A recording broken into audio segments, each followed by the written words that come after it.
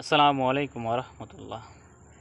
দাজ্জালের ফিতনায় এত ভয়াবহ হবে যে দাজ্জাল চাইলে গরিবকে ধনী বানিয়ে দিতে পারবে, ধনীকে গরিব বানিয়ে দিতে পারবে। এবং দাজ্জালের একটা অলৌকিক ক্ষমতা থাকবে যে দাজ্জাল মৃত মানুষকে জীবিত করবে।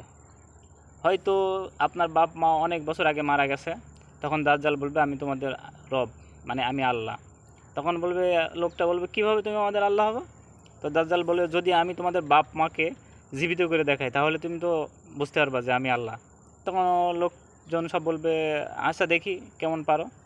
তখন দাজ্জাল কী করবে? দাজ্জাল ওই যে শয়তানের মাধ্যমে তার বাপ মার রূপ চেহারা পাল্টিয়ে দাঁড়ায় পড়বে দুইজন লোক।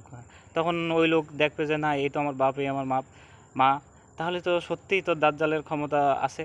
দাজ্জালের তখন সবাই প্রভু বলে রব বলে গ্রহণ করবে। কিন্তু ঈমানদার ব্যতীত, যারা ঈমান আছে, ঈমানদার ব্যতীত সবাই দাজ্জালকে আল্লাহ রূপে গ্রহণ করবে। তো আমরা এই দাজ্জালের ফিতনা এত ভয়ঙ্কর হবে যে আমরা দাজ্জালের ফিতনা থেকে আল্লাহ রক্ষা করুক এবং দাজ্জালের ফিতনা থেকে এড়িয়ে চলি।